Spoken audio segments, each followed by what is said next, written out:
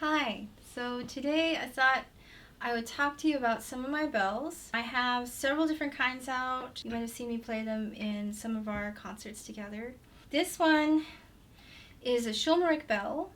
As you can see, they get very low and very high. And you can see there's a big difference in the size. So as they get higher, they get smaller and smaller. Many people might be familiar with this kind of bell. They're often played at churches to play Christian music. The really great thing about this kind of bell that I just love is that not only can you ring it, but you can also ring them two at a time. Or you can turn it and ring them both at the same time. So you can hold them two, or even some people learn to hold three in each hand, which I think is kind of crazy. But so there's that feature, and the other thing I really love about them that not everybody does, but I do, is you can use them just the way you would a Tibetan singing bowl. All you need is a little wooden stick,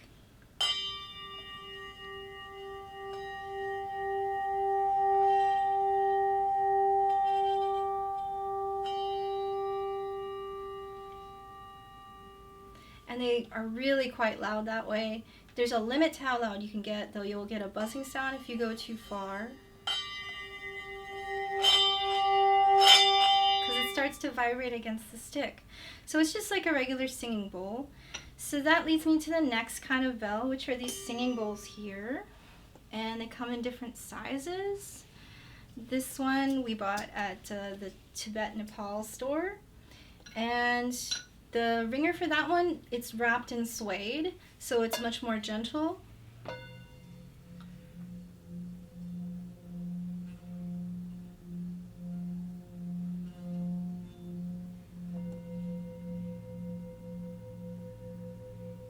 So you can see how wrapping it in suede really makes that buzzing minimized. So that's a really great technique. I love that. Here we have another one. This one, it's much higher. You can also use it as a singing bowl though. So the singing bowls, lots of people use them in New Age music. They use them for meditation, and they are a very nice instrument. But the biggest flaw is that they're just not tuned. They're tuned to sort of any note.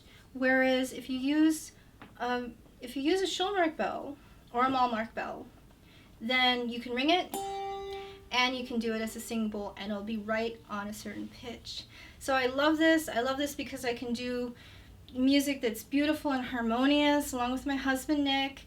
When he's playing his harp guitar or his lyre, then I can be in tune with him instead of it being sort of like this sort of wind chime kind of effect that you get with a singing bowl. And then over here we have some other little bells that many people that meditate are very familiar with, and it's called the Japanese rin bell. This one is not played as a singing bowl, even though it looks like one, like a tiny one. It's just used as a little striking bell.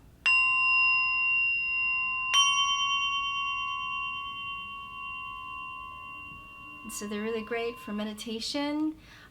This one here, actually, this was great grandpa's. So that's a family heirloom. And then I have this other kind of bell, which I was their company representative for a while. We did NAM, where they have the big instrument expo. So these bells, I had the opportunity to go to Japan and study with like the top player in Japan, who happened to live in the same city as my cousin. So it was a combined trip.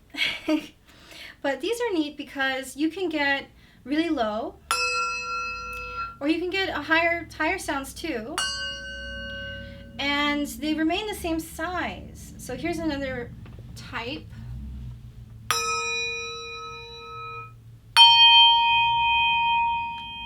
And these two, it's real obvious. They're the same size, but you can see the shape is very different. Like this one has very straight sides, and this one has a sharp bend.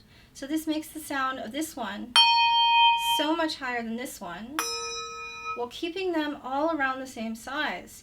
And I thought that is so useful Like oftentimes we play with these bells, like if we do a concert where there's not a lot of space, like this type of bell, as you can imagine, if you had 25 of these, takes up a phenomenal amount of space. But if you have 25 of these, you could put them all on one little table and just do that. So they're really great. I think that's about all I have to say about the bells themselves. And I just thought I would talk a little bit about strikers. Like some people, they may have a singing bowl, they may have lost their striker. These are the type they sell in the store usually, or the suede kind. Since I didn't have a whole bunch of these when I was starting to compose for these bells, I just got some dowels. And you can do just a plain dowel, which is like this one, or you can do this type of dowel and you can put electrical tape. And that actually does a pretty good job of imitating the suede. So I think that's all I have to say. Thank you so much.